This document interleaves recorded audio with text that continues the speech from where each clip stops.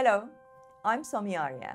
I'm the founder of the think tank for women in business and technology and the FemPeak platform, with the mission of raising women's socioeconomic status. When I look at today's technological landscape, one of the things that concerns me most is a lack of female perspective in the top tier. I often ask myself, what will it take to have women who can build companies that have the same level of impact and reach as their male counterparts, like female-founded equivalents of Google, Amazon, and Microsoft? Most importantly, how would such a company be different? Of course, to really see a difference in perspective, we would also need to have female investors from diverse backgrounds. We also need diversity of culture, race, and ethnic backgrounds in technology. And that's what I discussed with our guest on today's podcast. Toju Duke is Google's product lead for EMEA. She works closely with female entrepreneurs too. Toju and I explore some of the harder questions of race and diversity in the workplace and how to help more women build a career in technical fields. So here's my conversation with Toju Duke.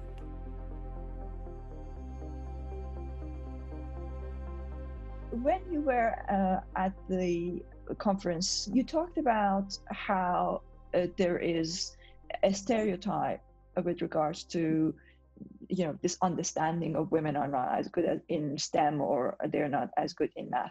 So I wanted to talk to you more about that, because since then I started listening to a new podcast I discovered, which I really like. It's called The Portal, and it's by a mathematician called Eric Weinstein, who works with Peter Thiel. He mentioned this a few times on various occasions, and it kind of seems to me that basically he's saying that women are not as good as men in math and physics, and STEM subjects, I guess. I wanted to talk to you about that. What's your views on that? And working at Google, what do you see in terms of what's the evidence when women do get the opportunity to be in these STEM subjects, how well they perform, and what do you think of this? Is it a myth? Is there any kind of truth to it? Is it possible that we are not teaching math and science to girls and women in the right way? Because I just wonder sometimes, because our whole educational system has been built on a male model. So could it be that the way that we are teaching these subjects are not as conducive to teaching it to women? I don't think there's anything wrong with the brains of women and how we handle cognitive abilities or our cognitive abilities when it comes to math and STEM subjects. I feel pointing out that women are not as good as men in STEM is outright discrimination. I'm sorry to put it that way. It's not a nice thing to say, but forget about the niceness. Time has proven that women are as good on any subject matter as men. So there's no gender that is more superior than the other gender on a particular subject. There's been lots of, arguments and research done and saying how, a part of the woman's brain is not really meant for logical explanations as opposed to a man. And I'm not going to get into all of that. But if we look down at history and computer programming and how did computer programming start, it actually started from a woman. Ada Lovelace in the 1800s was, considered as the first computer programmer. She wasn't half woman, half man. She was a woman. There was a big rise in computer programming in the early 1950s down to the 80s. And about 37% of computer programmers at that time were all women. So that already proves that women are good at computer programming, at STEM subjects as much as men. Now, what's changed over time? What we noticed is that men were more attributed to computers. So with the invent or the onslaught of computers coming into our homes in the early 80s, when we looked at data and research, over time, we saw that there was a 50% drop of women in STEM subjects and in STEM courses over 10 to 20 years. And looking deeply into that, I think the moment the computers came into the home, that's when the stereotypes started. The boys started getting more used to computers. They started playing more with computers. The girls and their moms, or maybe their moms were not as interested in computers. So the girls just followed, their moms and kind of like imitated what their moms would do. And most times moms are not really, probably more in the kitchen, doing other jobs, but not really into computers. We also had computer games as well. which still exists today. And you tend to see more boys and men playing with computer games than women. And even when the dads or the parents bought the computers, after a lot of interviews, right, research has shown that boys were more exposed to computers than girls. So I think that was the first change, or the first factor that led to a change and seeing a drop in women and in STEM subjects and in computer programming. And then if we fast forward to modern times and, to the times that we're in now, women are still very good. History shows it and research shows it that girls are 2 times better than boys in STEM subjects when they're in high school. But we see about half of these rates of girls dropping off from their STEM courses or the computer science courses in university, and they drop out from these courses before they finish for the final year. What could be leading to this? Again, I believe it's a lot of stereotypes. There's a lot of stereotypes around men being the same thing that you said, right? The same thing that the professor you mentioned said. And that's the sort of things that they're probably hearing in schools as well, in the universities. And then it's already showing there's a highly masochist culture. We have more boys than girls. It's very hard for girls to thrive in that sort of environment. And it will be the same vice versa. If you're the only boy amongst 50 girls, it's not that easy to thrive with people who do not look like you or talk like you. And that's where bias comes into play as well, like in-group favoritism. And it's led from, the universities into the workplace. We tend to have more male HR staff hiring for tech, and they'll most likely hire people who still look like them, talk like them, and that will be mostly men.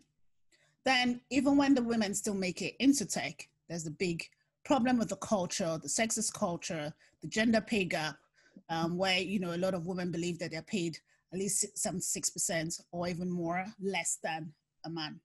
So it's hard to maintain a culture or a diverse tech culture with all these factors in play. Yeah, I understand.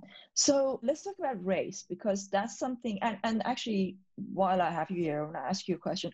So a lot of people have been contacting me about the think tank, saying that race and a family should be 2 separate categories in themselves. For me, I had put family under cultural. I think race is also mostly a cultural thing.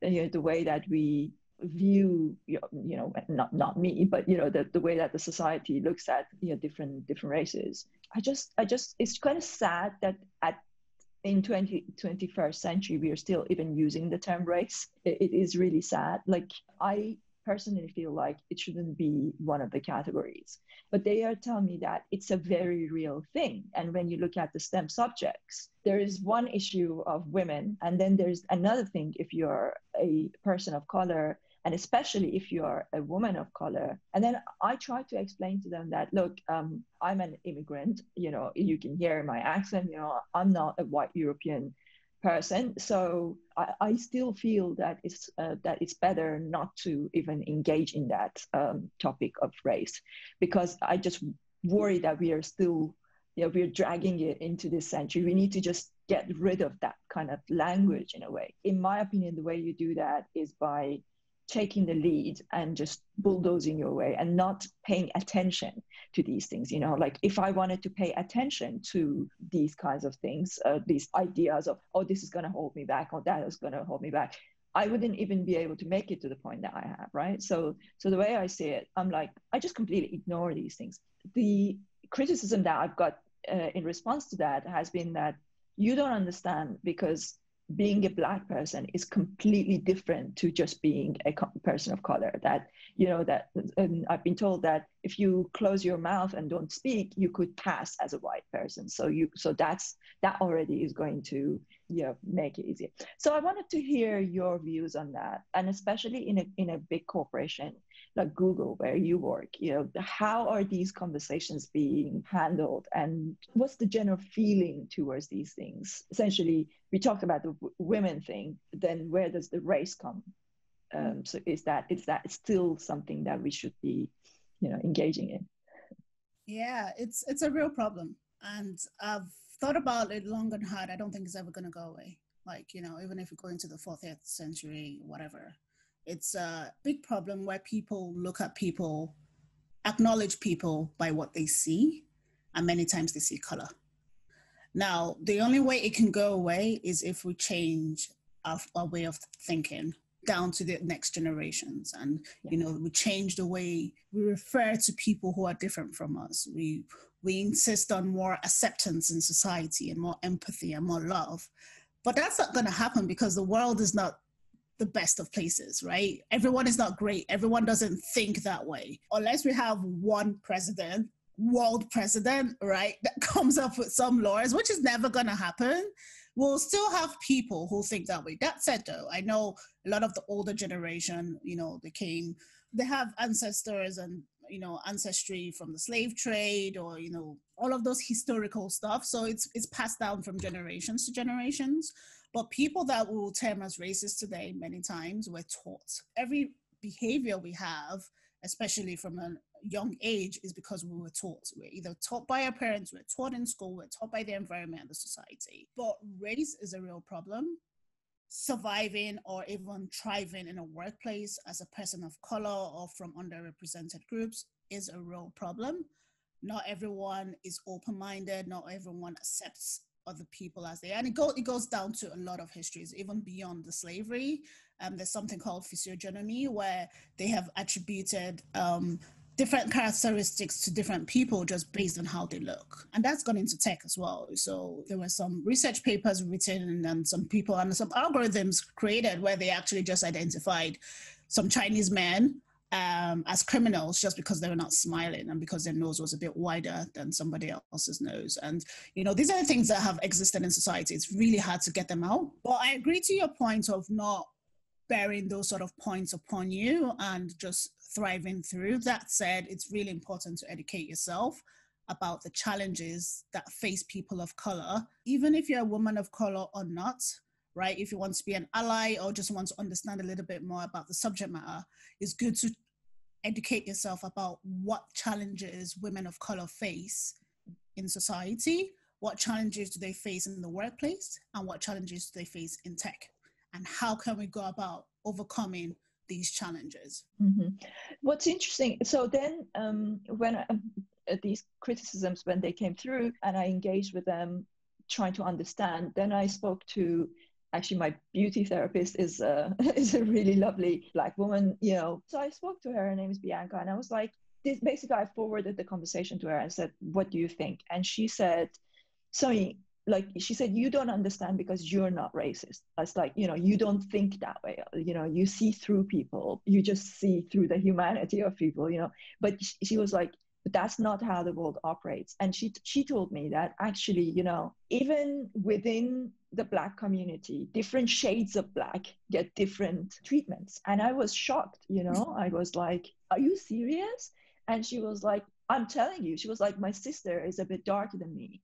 And I'm openly discussing this here because I want people to hear it, that I am addressing it and I'm trying to understand. I cannot believe that in this day and age that, you know, even she was like, even different shades of, she was like, this is the reason why actually as a beauty therapist, a lot of people come to her trying to whiten, you know, like, or brighten the shade of their skin a little bit more, using, you know, things like glutathione and vitamin C and things like that, because they feel that they get better treatment in the workplace or in, you know, in general, they can get ahead more. I just think like Black is so beautiful. It's like, you know, dark is so beautiful. And why would you want to do that? You know, like it almost makes me want to cry. It's so sad to think that this is still happening. But one of the things that kind of bothers me and upsets me, and this is my criticism to my Black women, Black, you know, friends who are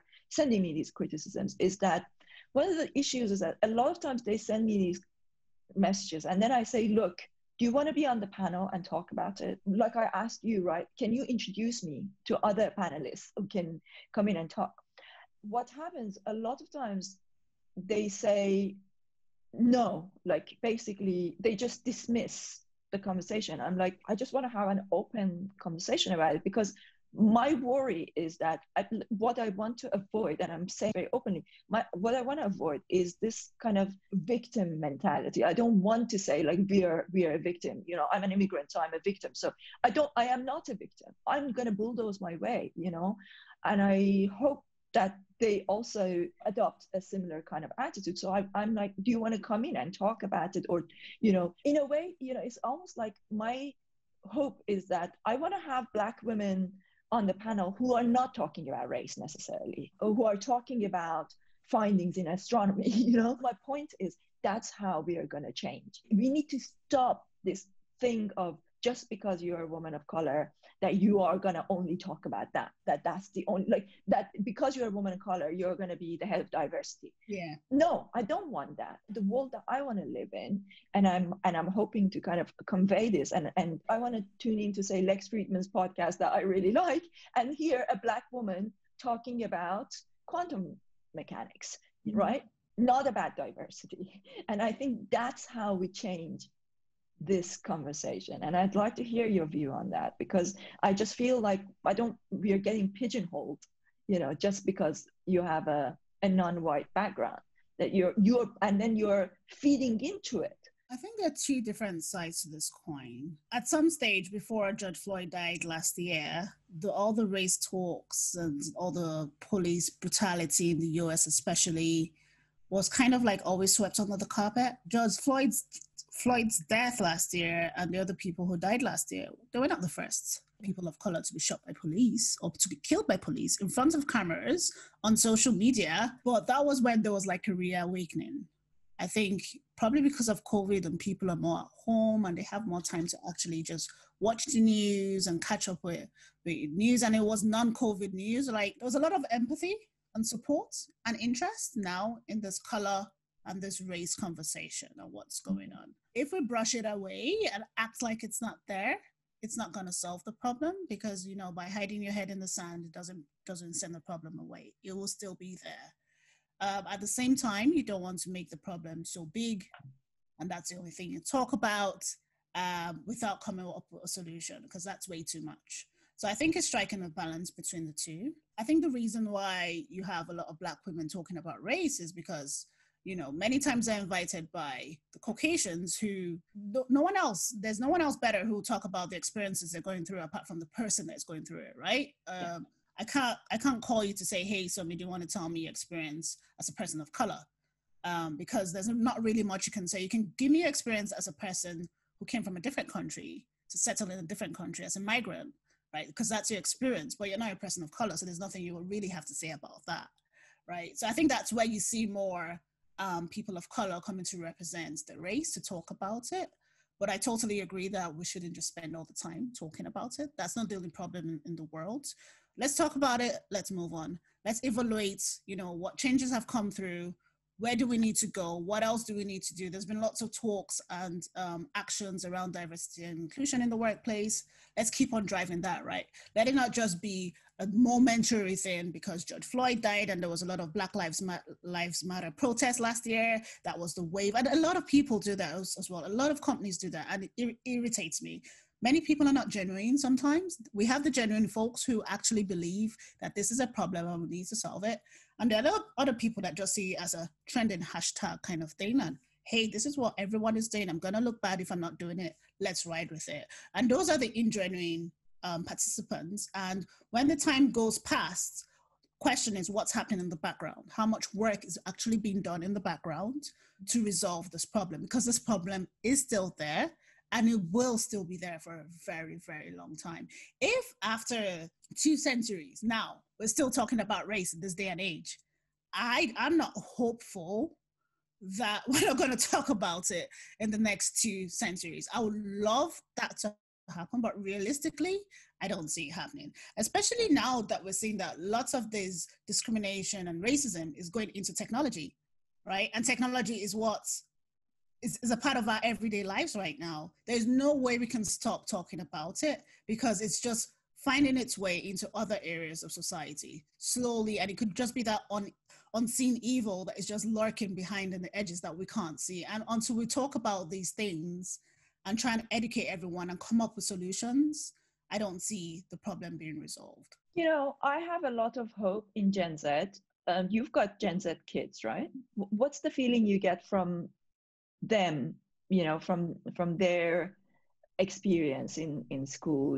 I feel like Gen Zers seem to be morally a lot more in tune with, equality. The question of race is even going to matter to them, by the time they grow up. I do worry about what you said about the algorithms, because those biases is being built into the algorithms. And I feel like we have a very small window of opportunity to overcome this, because it's taking over, and very soon it will be too late to do that. So two questions there. One is, so say an organization like Google, what are you guys doing to engage with younger generation, with Gen Zers, to make sure that more girls and more people of color go into STEM fields and succeed? And then the second thing is, what's your sense of the time scale that we have, the time frame that we have to address this, in terms of, I'm almost trying to say, like, in 5 years' time, it will be way too late, because it will be too late to change it, because the algorithms are going to be so ingrained in every aspect of our lives. So this is like the question that needs to be addressed now. With regards to the very first question, on what Google and other big tech companies are doing with regards to diversity and encouraging more female students into tech. Google, on one hand, has been doing a lot of things for the past few years. A lot of programs. We have one called the Bold Immersion Program, and I think that's global. It's really targeted at people from underrepresented groups, and it's targeted at students from underrepresented groups. I've been part of something we called an outreach program, and that was part of the Black Googlers Network, where we actually go every year. We used to go when we could travel, right? When airplanes used to work. But yeah, we actually used to go to different parts in the world, and we'll do so many different activities targeted at small businesses, and it's targeted at students in schools. I remember once we taught primary school students, and I think early stage high school students, how to just talk to them about computer science. There's a software called Scratch, and it's a very easy way to introduce kids to computer science, and they loved it. So Google has been doing a lot of initiatives, and just bearing in mind that even if I work at Google, I'm not representing Google in this conversation, but I mean, I'm still proud of the work that Google has done towards these things, and there's a lot of work being done just to reduce this gender gap and diversity and the race issue as well that you've mentioned. And I know a lot of other big tech companies are doing something similar. So there are programs always being done. We have, there's also a group called University Outreach Group. So there's so many targeted programs towards these specific generation and that audience to get more people and more diversity into tech. It's going to take a while for us to see the results of that. It's going to be slow, but at least the work is being done. And the question was like, how, but like you said, it's slow, right? How much time do we have? It seems like we don't have much time, because the way that these algorithms are taking over our decision making, essentially. I think the problem with the algorithms is not just related to diverse teams. That's part of it, but that's not the only problem. The problem as well is the lack of inclusivity and variety in the data that is being fetched to build these algorithms. There's so many intricacies of this problem. So for example, when it comes to health data and solutions towards health, we have less people of color being represented in those solutions because there's less people of color in the data. And part of it is because people of color sometimes do not want to opt in freely for all these data studies, right? Because of the past histories of slavery. And in the past, people of color were the first people to be tested with new drugs, and it kind of like destroyed the race. So there's so many intricate parts to it. It's not just a one size fits all problem. But that said, to the original question of how soon do we think we can solve this problem, I'm hoping within the next 5 to 10 years, there'll be a good, responsible AI or ethical AI framework in place from governments and from institutions, because that's the only thing that will solve it, is if we actually have some rules and regulations to say that anyone who's going to design any new technologies that is going to be adopted by X number of people, it has to cover different aspects of life, including privacy and fairness, shouldn't be biased towards certain people of underrepresented groups, or biased towards anybody in particular. It has to be safe, it has to be robust and durable. It has to be transparent so that anyone could understand exactly what that model was designed to do. Now, these are all currently in the works. Big tech is really working really hard, frantically hard, to come up with these frameworks. But it takes time because a lot of research needs to be done to understand why, the algorithms are behaving the way they're behaving. First of all, what possible solutions we could come up with to negate those. And if one company comes up with that, doesn't mean that everyone else has come up with that same solution. So it has to be a solution that is accepted by everyone within that industry or associations, by the government before it goes into play. But the good news is that big tech and all the tech companies now are aware that this is a problem, and most of them are working towards it. How quickly it's going to happen, I don't know. But to your point, technology is going really quickly, and we need to come up with a solution as quickly as possible. Well, it's been a great conversation, as always, Toju, and I really hope that we get a chance to talk again. I'm sure we will, as this movement grows. Maybe as a last word, can you tell me about the importance of role models, female role models and role models from different backgrounds, and how can we highlight them? Because, like you mentioned, when we look at the history of computer science, it's not that there weren't, there are. A lot of times we say there aren't enough female role models, but I think there are, but they're not highlighted.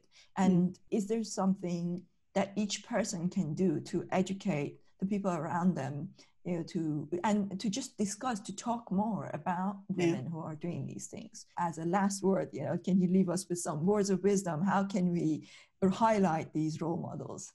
Yeah, I think it's a value chain thing. There's so many different aspects to it. One is media. How does media portray female CEOs or female, multi-millionaires or successful women in tech or in corporate or business women? But because we have a lot of male figures in most industries, again, we don't really hear much about women.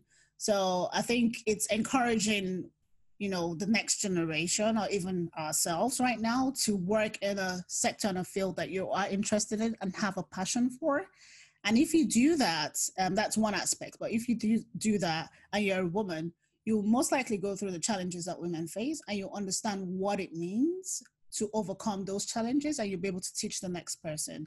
That's an example. Or even if we have more female figures in media, then ideally, I want to assume that the female figures will be advocates for other women, other successful women, and portray them a bit more. So we need to see more articles about successful women. They're slowly coming up. Like, we have a few social media sites now that is just women focused. We need more of those. And apart from that, it's just like one-to-one educating people around you that, especially like the first conversation we had, or the first question around women not being as good in math as men. There is a myth out there, and there's so much science that backs that saying up, but it's not true. So it's like educating one another in conversations. I do it to my high school friends, one of my good friends that I speak with, and I educate all of them very much about the value of a woman in a workplace. And now they know that anytime we're talking about gender, like, they just call my name out. They know that they're really careful about what they portray and all that, because, I've educated the men on the team that, look, it's not a man's world. Women are equally important, and we equally contribute to the society, and you guys need to value us. And it's those sort of conversations, they're all very slow and subtle, but they change the messaging and they change the narrative slowly. Absolutely. Thank you, Toju. It's been amazing talking to you, as always. Absolute pleasure. Thank you, Somi.